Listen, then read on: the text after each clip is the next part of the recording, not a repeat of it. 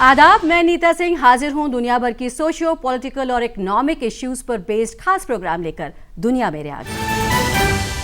हमारे इस खास प्रोग्राम में बात कोविड-19 वैक्सीन और इंडिया के रोल की।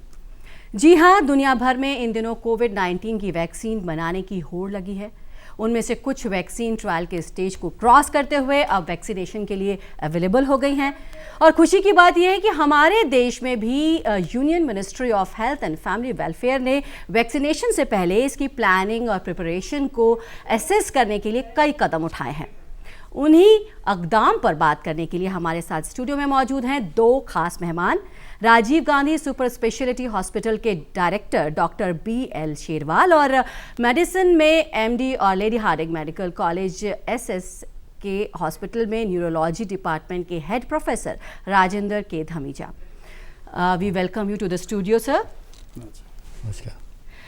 तो ऑलमोस्ट 1 ईयर हो चुका है कोविड-19 पैंडेमिक को और सब बेसब्री से इंतज़ार कर रहे हैं कि वैक्सीन को लेकर के क्या कुछ हो रहा है। तो सबसे पहले आपसे डॉक्टर धमीजा जानना चाहेंगे कि किस तरह के चैलेंजेस आपके सामने आए। सबसे पहले तो मैं आपको ये बता दूं कि जो वैक्सीन के प्लेटफॉर्म थे, इनएक्टिवेटेड वायरस जो है, जो हमारी भारत बायोटेक बना रही है, जो दूसरी कंपनी जो हैं जैसे मॉडर्ना है या फाइजर है, वो जेनेटिक वैक्सीन बना रही हैं। जेनेटिक वैक्सीन बनाने की एक नया प्लेटफॉर्म है। आज तक कोई भी वैक्सीन अप्रूव नहीं हुई है, एक्सेप्ट इबोला की एक हुई थी जो बीमारी खत्म होगी वैक्सीन से पहले।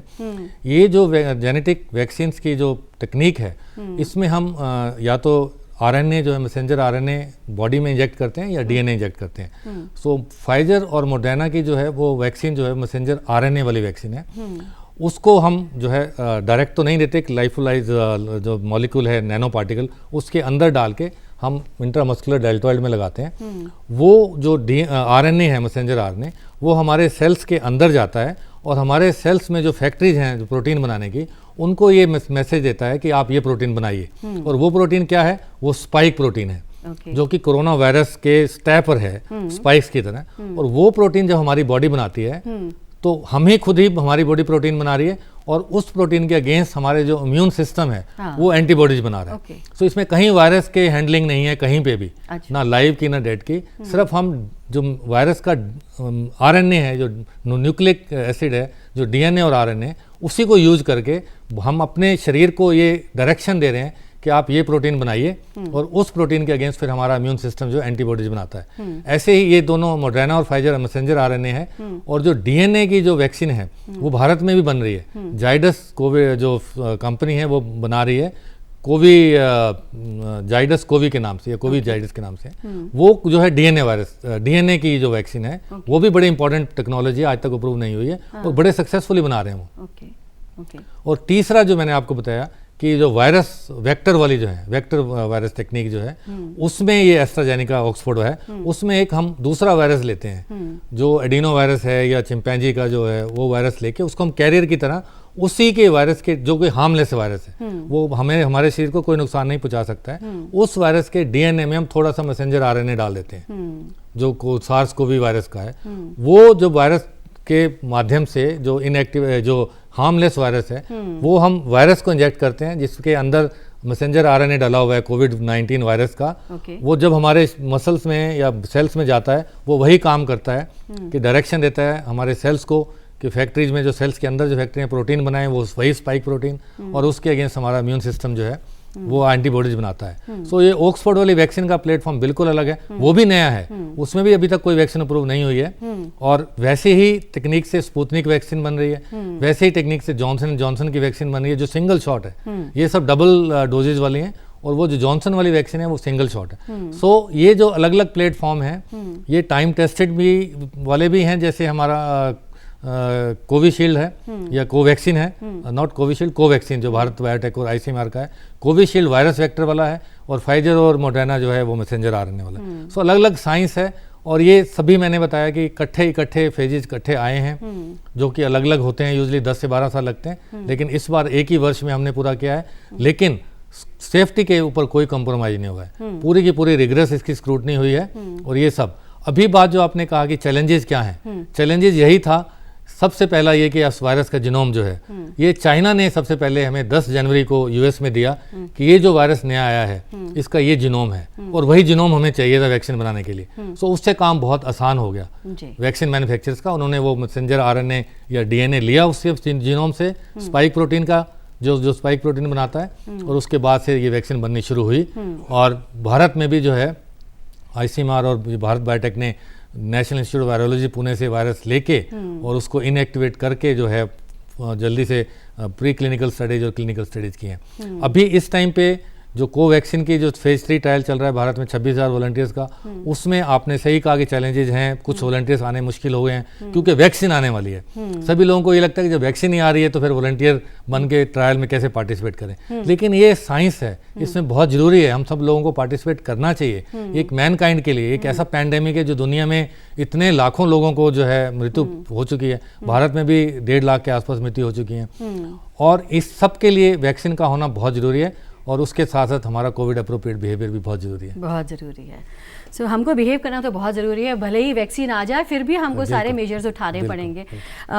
डॉक्टर शेरवाल, जैसे कि मैं डॉक्टर धमीजा से भी बात कर रही थी कि किस तरह के चैलेंजेस आए, जैसे कि अभी पिछले दिनों खबर आई थी कि कुछ वॉलंटियर्स थे जिनको कि शॉट लगाया गया पर उनको फिर भी कोविड हो गया, तो ये एक तरह से बैड पब्लिसिटी होती है। तो ऐसा कैसे हो जाता है, लोगों के मन में डर होगा, अब जब वैक्सीन आएगी तो उसको लेकर भी चैलेंजेस होंगे, किस तरह के चैलेंजेस हो सकते हैं? बिल्कुल, देखिए जैसे डॉक्टर धमीजा ने बहुत अच्छे तरीके से बताया कि हम डिफरेंट तरह की वैक्सीन बन रही है और किसी की सिंगल डोज है, किसी की डबल डोज है, तो ये बहुत इंपॉर्टेंट है समझना। अगर आप ये क्वेश्चन की बात कर रहे हैं, बहुत वाजिब क्वेश्चन है और लोगों को समझना चाहिए कि जब वैक्सीन की डोज दी जाती है उसका ऐसा नहीं है कि एक तरफ से डोज दी और दूसरी तरफ से वो जादू की छड़ी लग गई और उसके बाद उसका बचाव हो गया, ऐसा बिल्कुल नहीं है। तो एक तो ये है कि जो डोज दी जाती है उसके बाद उसकी सेकंड डोज मिलती है, वो 2 वीक या 3 week depending on the procedure या वैक्सीन जो ट्रायल चल रही है।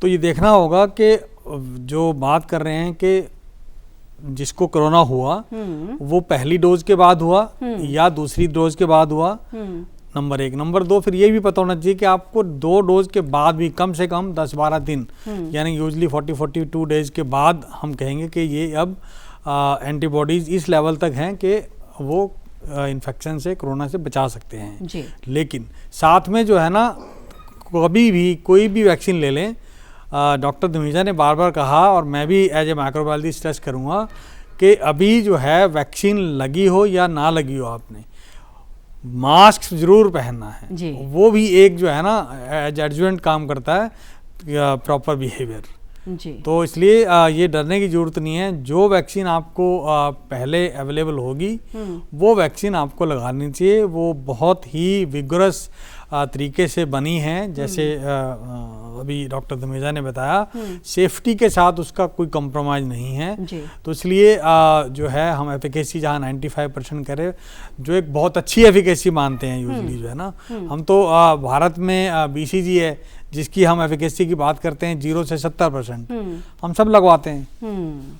ऐसे ही जो है ना 95% एफिकेसी अगर इस वैक्सीन की है तो वो बहुत अच्छी है वैक्सीन, कोई भी वैक्सीन हो जी। तो जो मिले पहले, और जैसे कि भारत सरकार ने अभी बनाया कि पहले इस पॉपुलेशन को मिलेगा, फिर सेकंड पॉपुलेशन जो तैयार की उसके बाद मुझे लगता है कि जुलाई अगस्त तक काफ़ी लोग जो फ्रंट लाइन वर्कर हैं वो कवर हो जाएंगे। उसके बाद जो है ये जो 50 एंड उसके बाद के जो लोग हैं उनमें लगना शुरू होगा।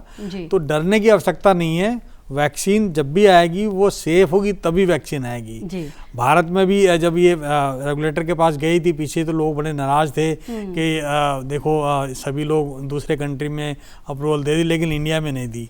तो ये हम अपने जो रेगुलेटरी बॉडीज है उसके ऊपर जो है हमें बल्कि गुमान होना चाहिए कि वो हमारी सेफ्टी के लिए ऐसा करते हैं जी। बिल्कुल। अगर कोई डाटा प्रेजेंट किया है जो है पर्टिकुलर कंपनी ने या वैक्सीन का, तो उसमें अगर वो उनको लगा कि ये इनकम्प्लीट है या इसमें कुछ और तथ्य चाहिए जी, तो वो जरूर कहेंगे। और वो उसके बाद जो है हम 1 हफ्ते के बाद या 2 हफ्ते के बाद या 1 महीने के बाद जितना भी टाइम लगेगा, तो वो उनको कहेंगे आप मुझे तो ये फैक्ट दिखाइए कि ये हमारे लिए कितना सेफ है जी। तो ये इसलिए ज़रूरी है। डॉक्टर शेरवाल, ये बताइए कि आम आदमी तक पहुंचने में इसको कितना वक्त लग जाएगा वैक्सीनेशन? देखिए, दिल्ली जो हम अगर बात करें हैं दिल्ली या इंडिया का पॉपुलेशन के हिसाब से बहुत बड़ा टास्क है जी। एक तो ये है कि पूरे हिंदुस्तान में सबको वैक्सीन लगे ऐसा ज़रूरी नहीं है जी। तो वो एक टारगेट फिक्स करना है जो है, मुझे लगता है कि 30 करोड़ के आसपास का जो टारगेट भारत सरकार ने फिक्स किया है शायद, तो वो उसमें अभी जो जून जुलाई तक जो है या जुलाई अगस्त तक जो है हमारे जो हेल्थ के वर्कर हैं पहला टारगेट उनका है। और वो अगर मान लीजिए जनवरी में फर्स्ट वीक में आए तो हमें लगता है शायद उससे पहले वो हो सकता है। तो पहला फेज कितनी जल्दी हम करते हैं, उसके बाद हम दूसरे जब ग्रुप में जाएंगे उसके बाद जाके कहीं हम कह सकते हैं कि जो यंग पॉपुलेशन है 18 साल से ऊपर उनमें हम सब में दे सकेंगे। उसमें कम से कम 1.5 से 2 साल का वक्त लगेगा। 1.5 से 2 साल लग सकता है। हाँ, इसीलिए बार बार आप लोग बोल रहे हैं कि जो मेजर्स हम लोग उठा रहे हैं कोविड-19 से बचने के लिए, मास्क पहनना, डिस्टेंसिंग, ये सब हमें कंटिन्यू रखना होगा। बिल्कुल कंटिन्यू रखना होगा। और जो वैक्सीन है उसी लिए मैं एक जिस हॉस्पिटल से आया हूँ, Rajiv Gandhi super speciality hospital, उसके अंदर दिल्ली का सबसे बड़ा सेंटर है। और आज ही दिल्ली सरकार की विजिट हुई, वहाँ पे सेक्रेटरी महोदय आए थे, तो उनका कंसर्न था और हम सबका कंसर्न था कि अब वैक्सीन आने अगर जब शुरू होगी तो उसकी सेफ्टी बहुत इम्पॉर्टेंट है। हम उसको आज की डेट में एक गोल्ड की तरह ट्रीट कर रहे हैं क्योंकि एक एक डोज इम्पॉर्टेंट है। वैक्सीन की जिस कोल्ड चेन की हम बात करें वहाँ वैक्सीन ख़राब नहीं होनी चाहिए, डिस्ट्रीब्यूशन के दौरान, लगने के दौरान वो बहुत इम्पोर्टेंट है। स्टोरेज या मशीन ख़राब हो जाए उसके लिए ज़रूरी है। पिलफ्रीज ना हो, चोरी ना हो, तो मिसयूटिलाइज ना हो, तो इसलिए वो जो है एक एक चीज़ उसका ट्रैक रखा जाएगा जी।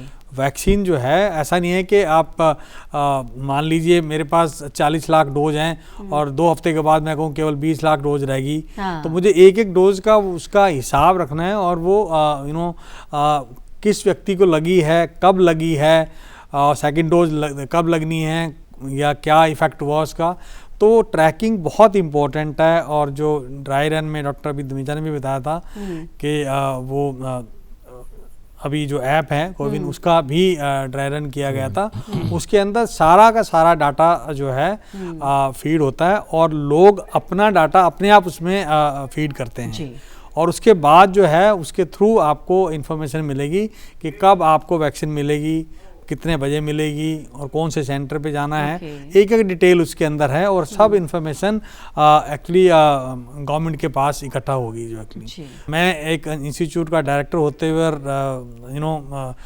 कोविड के पेशेंट्स को मैनेज करते हुए मुझे फ़ख्र होता है देखते हुए कि हमारे कंट्री में ये सब चीज़ें हमारे सामने और इतनी फास्ट हुई हैं। और हम आज जो कंडीशन है जैसे कोविड के पेशेंट कहाँ एक दिन में 90,000, आज हम केवल 20 या 15,000 के आसपास केसेस की हम बात कर रहे हैं। दिल्ली में केवल 500-600 केसेस की हम बात कर रहे हैं, इन्फेक्टिविटी 1% से नीचे। तो हमारे एफर्ट जो है और आम जनता के एफर्ट भी दिखते हैं जो बिहेवियर चेंज की बात कर रहे हैं। मेजॉरिटी ऑफ द पीपल मैं कहूँगा कि वो मेंटेन करते हैं, मास्क पहनते हैं, लेकिन हमारी रिक्वेस्ट इतनी है कि उसको कंटिन्यू रखना। अभी हम ये नहीं कह सकते कि 2020 गया 2021 में हम मास्क पूरी तरह से फ्री होके नहीं आप घूम सकते कि वैक्सीन आ गई या लगवा ली तो उसके बाद भी प्रिकॉशंस लेने होंगे। बिल्कुल जी, ये तो लाइफ भर के लिए हम कहेंगे हमको हैंड हाइजीन बहुत इंपॉर्टेंट चीज़ है, हम हमेशा कहते रहे हैं। आप जो है डिस्टेंसिंग रखिए।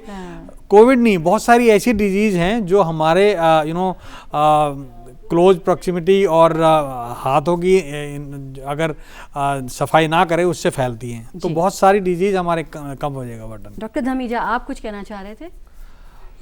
एक तो यह है कि वैक्सीन का रोल आउट प्रोग्राम जो है बड़े स्पेसिफिकली सोच समझ के बनाया गया है और सरकार की ये कोशिश है कि 30 करोड़ लोगों को जैसे बताया कि मिले वैक्सीन इनिशियल स्टेजेस में, जिसमें 1 करोड़ लोग तो जो 1 करोड़ के लगभग डॉक्टर्स, नर्सेज, पैरामेडिकल स्टाफ है और 2 करोड़ जो हैं वो हेल्थ वर्कर के अलावा जो पुलिस वाले हैं, सिक्योरिटी वाले हैं, सफाई वाले हैं, जो फ्रंट लाइन वर्कर जिनको हम बोलते हैं, तो 2 करोड़ के आसपास वो भी हैं, और 27 करोड़ लोग ऐसे हैं जो 50+ हैं या जिनको कोमॉर्बिड कंडीशंस हैं। सो ये पहला टारगेट है सरकार का, और ये इसलिए बहुत ज़रूरी है कि जो मेडिकल पर्सनल हैं, जो डॉक्टर्स और नर्सेज हैं, एक तो बहुत ज़्यादा रिस्क में है क्योंकि वो कोविड-19 के पेशेंट्स देखते हैं और उनको मैनेज करते हैं, और दूसरा उन लोगों को हॉस्पिटल भी चलाने हैं, सिस्टम को फंक्शनिंग रखनी है, तो उन लोगों का जो है बहुत ज़रूरी है वैक्सीनेशन होना और स्वस्थ रहना, ताकि वो कोविड के मरीजों की देखभाल कर सकें जी। सो इसलिए उनकी प्रायोरिटी पैसा से पहले दी जाती है, चाहे वो US हो, चाहे वो UK हो, चाहे वो इंडिया हो, ताकि सिस्टम चलता रहे, ताकि मरीज तो आएंगे, मरीज आते हैं तो उनकी देखभाल कौन करेगा, उसके लिए doctors, nurses, health care worker जो हैं उनको वैक्सीनेट करना इसीलिए ज़रूरी है। और उसके बाद फिर सिक्योरिटी स्टाफ है, एम्बुलेंस स्टाफ है, पैरामेडिक्स हैं, जो फ्रंट लाइन वर्कर्स हैं, वो भी भागीदारी हैं उसमें मरीजों की देखभाल के लिए, तो उनके लिए भी बहुत ज़रूरी है।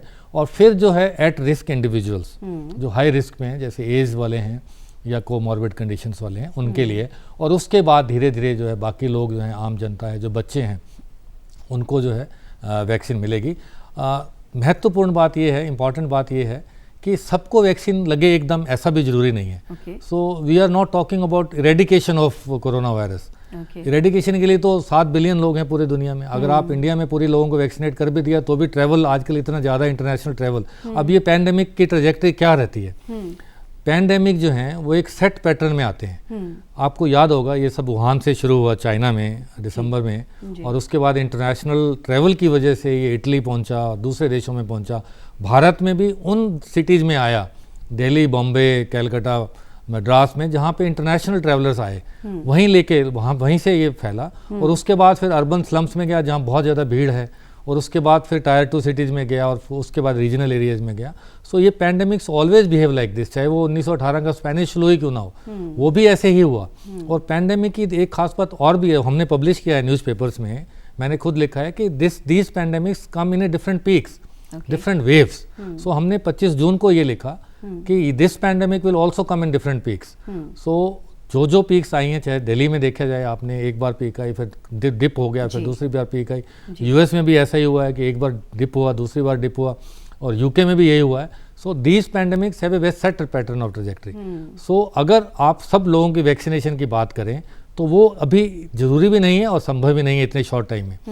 तो यू हैव टू प्रायोरिटाइज, आपको ज़्यादा से ज़्यादा लोगों को वैक्सीनेट करना है ताकि ये ट्रांसमिशन रुके, चेन ऑफ ट्रांसमिशन को ब्रेक करना है आपने, चाहे वो नेचुरल इन्फेक्शन से हो और चाहे वो वैक्सीनेशन की हो। सो हर्ड इम्यूनिटी जिसको हम कहते हैं कि 60 से 70% लोग अगर या तो इन्फेक्शन से या वैक्सीनेशन से प्रोटेक्ट हो जाएं तो बाकी बचे हुए 30% लोगों को वो बचाएंगे। ये वायरस कैसे फैलता है? वायरस को ससेप्टेबल लोग चाहिए, एक दूसरे से जाने के लिए ऐसे इंडिविजुअल चाहिए जो अनप्रोटेक्टेड हैं। अगर किसी को इन्फेक्शन नहीं है और उसको आपने वैक्सीनेट कर दिया तो वो एक डेड एंड हो गया वायरस के लिए। अगर कोई दूसरा व्यक्ति है जो प्रोटेक्टेड नहीं है वैक्सीन से तो वो फैसिलिटेट करता है इन्फेक्शन को, आगे बढ़ाता है। सो हमारा ये मकसद है कि हम 60 से 70% लोगों को प्रोटेक्ट कर दें ताकि वो बाकी के बचे हुए 30% लोगों को भी इम्यून कर दें, बचा दें। उससे क्या है कि पैंडेमिक खत्म हो जाएगा, स्लो हो जाएगा। स्पोरेडिक इन्फेक्शंस आती रहेंगी, बाकी भी आती हैं, टीबी है, मलेरिया है, सब लोग इन्फेक्शंस रहती हैं एंडेमिक एरियाज में और एपिडेमिक्स आउटब्रेक्स में। लेकिन इस समय जो है सबसे ज़्यादा जरूरी यही है कि इस पैंडेमिक को रोका जाए, जो एक चेन बिल्ट हो जाती है उसको चेन को ब्रेक किया जाए, ट्रांसमिशन को रोका जाए। ठीक है, वैक्सीन अभी तक हमें ये पता लगा है कि ये इन्फेक्शन को प्रिवेंट करती है, बीमारी को बचाती है जी, और साथ में सीवियरिटी को भी बचाती है कि सीवियर जो है गंभीर मरीज नहीं होते हैं इससे। अभी तक वैक्सीन पूरी तरह से पता नहीं है कि क्या ये ट्रांसमिशन को भी रोक सकती है कि नहीं रोक सकती है। सो अभी आने वाले 12 महीने ये बताएंगे या 6 महीने बताएंगे कि क्या वैक्सीन ट्रांसमिशन को भी रोकती है कि नहीं रोकती। सो महत्वपूर्ण बात यह है कि हमें ये नहीं सोचना चाहिए कि कल सबको वैक्सीनेशन की ज़रूरत है। सबको वैक्सीनेशन की ज़रूरत नहीं है, एट रिस्क लोगों को ज़रूरत है, जो कोमॉर्बिड कंडीशन है उनको ज़रूरत है, जो इंडिविजुअल्स एजेड हैं, जो लोग सीनियर हैं उनको ज़रूरत है, और फिर जो है ट्रांसमिशन को रोकने की ज़रूरत है जी। तो ये वैक्सीन के पर्पज़ हैं और इसी पर्पज़ को देखते हुए सरकार ने रोल आउट प्लान बनाया है डिपेंडिंग अपॉन कि कितनी हमारी डोजेज बनती हैं, कौन सी वैक्सीन्स आती हैं, कितनी वैक्सीन्स आती हैं, और अगले 6 महीने में ये जो पैंडेमिक है कैसे बिहेव करता है, इसकी ट्रैजेक्टरी कैसे जाती है। हो सकता है कि बहुत कम इन्फेक्शन हो और हो सकता है कुछ ना भगवान करे, खुदा ना करे कि ये बहुत ज़्यादा दोबारा से सेकेंड वेव आ जाए जैसे यूएस में है या यूके में, तब पता लगेगा हमें कि इस रोल आउट प्रोग्राम के लिए किसी मॉडिफिकेशन की ज़रूरत है या नहीं है। मुझे ये लगता है कि आज की तारीख में ये बहुत अच्छा प्लान है, ये बहुत अच्छी पॉलिसी है कि कैसे प्रायोरिटाइज करके किन किन लोगों को पहले मिले और किन किन लोगों को बाद में मिले। जी डॉक्टर शेरवाल, ड्रग्स की और वैक्सीन की बात हो और उसके साइड इफ़ेक्ट्स की बात ना हो, तो क्या कुछ साइड इफ़ेक्ट्स भी हो सकते हैं इसके? नहीं, साइड इफ़ेक्ट देखिए ऐसा होता है कि जब भी कोई वैक्सीन या मेडिसिन की बात होती है साइड इफ़ेक्ट हमेशा होते हैं, और जब भी हम वैक्सीन देते हैं तो इसीलिए उसको हम पेशेंट को आधा घंटा का ऑब्जर्वेशन रखते हैं। उसमें आमतौर पर जो कॉमन साइड इफ़ेक्ट हैं वो लोकल स्वेलिंग होना, लोकल दर्द होना, उसको फीवर होना जो 102 से नीचे रहे, या कई बार जो है ना माइनर एलर्जिक इन्फेक्शन हो या गिडीनेस हो, तो वो छोटे मोटे चीज़ें जो है ना हो सकती जिसको हम बहुत माइनर वो मानते हैं। लेकिन कई बार अगर जो है स्वेयर कैटेगरी में अगर लगे 102 से ज़्यादा बुखार हो गया या उनको एनाफिलैक्टिक शॉक हो गया जो है, और या इवन स्वेयर कई बार जो है ना इस तरह के जो है प्रॉब्लम आ सकती है जिसमें कुछ केसेस में पेशेंट की डेथ हो जाती है। तो वो अलग अलग तरीके की वो है, लेकिन अभी तक जो है ना जो जितने भी ये ट्रायल हुए हैं इसके अंदर बहुत माइनर जो साइड इफ़ेक्ट हैं वो दिखाई दिए, जो एक अच्छी चीज़ है एक्चुअली। तो उसलिए डरने की ज़रूरत नहीं है। जितने भी वॉलंटियर अभी तक हुआ तो majority of them are minor side effect, जो AEFI बोलते हैं उसको बहुत मिनिमम है और वो नॉर्मल है। किसी दूसरी वैक्सीन की बात करें उनमें भी होते हैं। डॉक्टर शेरवाल, अगर हम इंटरनेशनल पर्सपेक्टिव की बात करें तो इंडिया कहाँ पर खड़ा है? कितने पॉइंट्स देंगे आप इंडिया की तैयारी को? इंडिया की तैयारी को देखिए पॉइंट देना तो जो है मैं तो अगर कहें तो मैं तो 10 में से 10 नंबर दूंगा। लेकिन एक्चुअली में हम कहें कि मैं एज ए लेमैन भी अगर कहूँ, एज ए डॉक्टर कहूँ तो मैं कहूँगा बहुत अच्छा है, लेकिन एज ए लेमैन देखूँगा तो बहुत अच्छा कहूँगा, क्योंकि हमने जो फरवरी मार्च से पहले हमारे हिंदुस्तान में हेल्थ केयर फैसिलिटीज़ थी और जो आज वो जो है आप विश्वास नहीं कर सकते। मैं तो अपने अस्पताल की बात कर सकता हूँ। मेरा हॉस्पिटल एक सुपर स्पेशलिटी हॉस्पिटल था, 180 बेड का हम जो है बेड थी कैपेसिटी, और आज हमारे पास 650 बेड हैं, जिसमें से 450 ICU बेड हैं। और जो मौलाना जात जो एक जो है बहुत प्रसिद्ध मेडिकल कॉलेज है, उसके बाद दिल्ली के अंदर हम इतने ICU बेड्स रखे हैं और सारे स्पेशलिस्ट जो या रिक्वायर्ड इक्विपमेंट है वो हैं। तो ये भारत सरकार और दिल्ली सरकार का ही वो है, और मैं कहूँगा कि ऐसे बहुत सारे हॉस्पिटल में जो हमारे स्ट्रेंथनिंग हुई है देखते हुए कोविड को, और आगे के लिए चाहे वो मैन पावर ट्रेंड हो या स्ट्रेंथनिंग हो, बहुत अच्छे से जो है। और हम इसमें मैं कहूँगा भगवान का भी शुक्रिया रहा कि हमारा जो एक प्रिपरेटरी टाइम बोलते हैं जो मिल गया, कि हमारे यहाँ जो है फरवरी मार्च के बाद शुरू हुए केसेस आने, और चाइना में जैसे शुरू हुआ है end of December last year, और बाकी कंट्री में काफ़ी पहले। तो उस टाइम हमने जो है बहुत काम किया अपने इंफ्रास्ट्रक्चर के ऊपर जी। और वो आप लोग विश्वास नहीं कर सकते कि लॉकडाउन के अंदर हम बहुत सारे हेल्थ केयर इक्विपमेंट के ऊपर विदेशी इक्विपमेंट पे डिपेंडेंट थे। कोई भी चीज़ हमें जो है मंगानी होती थी तो वो उसमें आमतौर पर 2 से 3 महीने का समय जो है वेंडर लेते थे जो ना, तो बहुत दिक्कत हुई। लेकिन ये मैं कहूँगा कि केंद्र सरकार का काफ़ी इसमें योगदान रहा। और जैसे आप लोगों को काफ़ी कॉमनली वर्ड सुना होगा वेंटिलेटर या बाईपैप, ये इस तरह की मशीनें जो जान बचा सकती हैं टाइम पर जो है, तो सब इंडिया में बनने लगी। और अब हम पहले कहते थे 2 वेंटिलेटर मेरे पास हैं, 4 वेंटिलेटर हैं, अब हम कहते हैं 100, 200। तो वो किसी हॉस्पिटल में इतना अच्छा इक्विपमेंट, इतने अच्छे man power, trend man power होना, तो मेरे को लगता है कि काफ़ी अच्छी तैयारी है। और मैं ये ज़रूर कहूँगा डरने की ज़रूरत तो नहीं है, लेकिन मैं बार बार कहूँगा, लोगों का योगदान के बिना कोई डॉक्टर या कोई सरकार कुछ नहीं कर सकती। बरतते रहें। तो एहतियात हर बात में इम्पोर्टेंट है। अगर आप लोग अपना ध्यान रखेंगे तो इसका मतलब आप देश का ध्यान रखेंगे। डॉक्टर धमीजा, अब एक स्ट्रेन की बात कही जा रही है, ये जो वायरस है उसका एक स्ट्रेन दिखाई दे रहा है, उसके बारे में कुछ बताइए, और क्या ये जो वैक्सीन बनेगी उस पर कितनी इफ़ेक्टिव होगी? इससे पहले कि मैं आपको जो यूके की नई स्ट्रेन आई है 501 उसके बारे में बताऊं, भारत की जो तैयारी है वो बहुत पहले से है। और आपको याद होगा कि प्रधानमंत्री ने स्वयं इसमें इनिशिएटिव लिया। सभी मुख्यमंत्रियों के साथ उन्होंने वैक्सीन की डिस्ट्रीब्यूशन और इम्प्लीमेंटेशन पे चर्चा की। प्रधानमंत्री ने तीनों जो मैन्युफैक्चरिंग फैसिलिटीज़ हैं उनका दौरा किया, और उसके बाद एक टास्क फोर्स बनाई जिसके नीति आयोग के मेंबर उसके चेयरपर्सन है, यूनियन हेल्थ सेक्रेटरी उसके भी को चेयर हैं। और वो टास्क फोर्स इतने समय से जो है इसी वैक्सीन की डिप्लॉयमेंट, डिस्ट्रीब्यूशन और इम्प्लीमेंटेशन ऑफ वैक्सीन जो है उसके ऊपर लगी हुई है, और बहुत अच्छी और बहुत अग्रेसिव तरीके से हमारी तैयारी है। और जहाँ तक अब न्यू स्ट्रेन की बात करेंगे आप, तो अभी ये जो रिसेंट जो सर्ज हुआ है यूके में, पर्टिकुलरली साउथ ईस्ट इंग्लैंड में और लंदन में, अभी ये देखा गया पिछले महीने में कि सडनली एकदम सर्ज हो गया कोविड-19 के केसेस का। सो यूके में एक ये पॉलिसी थी कि जितने भी पॉजिटिव RT PCR जो टेस्ट होते हैं जिसमें पॉजिटिविटी आती है, पॉजिटिव केसेज आते हैं, उनका वो कुछ परसेंटेज जीनोमिक सीक्वेंसिंग करते हैं, ये देखने के लिए कि वायरस की स्ट्रेन जो है कैसी चल रही है, म्यूटेशन तो नहीं आई। और ये नई बात नहीं है, ये RNA वायरस है और इसमें म्यूटेशंस होती हैं और होती आई हैं और पहले से ही चल रही हैं। लेकिन ये जो म्यूटेशन अभी नोटिस की गई है ये थोड़ी सी ज़्यादा है, सिग्निफिकेंट है। इसमें कुछ अमाइनो एसिड्स 17 के आसपास जो बदल गए हैं। सो ये एक डिफरेंट है, थोड़ी सिग्निफिकेंस है। इसमें ये 3 चीज़ें इसमें देखी गई कि क्या ये ज़्यादा संक्रमित कर सकती है, क्या ये ज़्यादा बीमारी गंभीर कर सकती है, क्या ये ज़्यादा डेथ्स कर सकती है। सो अभी तक की जो एक्सपीरियंस है, जो अभी तक की जो इनकी जो रिजल्ट्स हैं वो यही बताते हैं कि ये डेफिनेटली ज़्यादा संक्रामक है।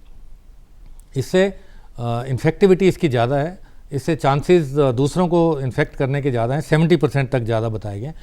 इसका मतलब ये होगा कि अगर पहले वाली स्ट्रेन एक आदमी दूसरे एक आदमी को संक्रमित कर रहा था, तो ये वाली स्ट्रेन का वायरस जिस आदमी को लगेगा वो 1.7 या 2 लोगों को संक्रमित करेगा। So definitely chances of infection ज़्यादा है, लेकिन बीमारी की गंभीरता और डेथ वो उसमें कोई फ़र्क नहीं है, उसमें कोई ज़्यादा चिंता करने वाली बात नहीं है। हमें उतना ही सतर्क रहना है, उतना ही कॉशियस रहना है, अपने बिहेवियर को चेंज करते हुए आगे बढ़ना है। वही जो बेसिक प्रिकॉशंस हैं, चाहे वो सोशल डिस्टेंसिंग हो, मास्किंग हो, हैंड हाइजीन हो, उसको जारी रखना है, बल्कि और ज़्यादा रखना है। क्योंकि लोग ये समझेंगे कि वैक्सीन आ गई है, लोग ये सोचेंगे कि अब केसेस कम हो रहे हैं, डेथ्स कम हो रहे हैं, तो वो we don't have to lower our guards. हमें कंप्लेसेंट नहीं होना है, बल्कि और ज़्यादा अलर्ट रहना है। आपने बहुत ही अच्छा मैसेज दिया है डॉक्टर धमीजा, और आप दोनों ने समय निकाला, स्टूडियो में आए, आपका बहुत बहुत शुक्रिया। शुक्रिया, थैंक यू।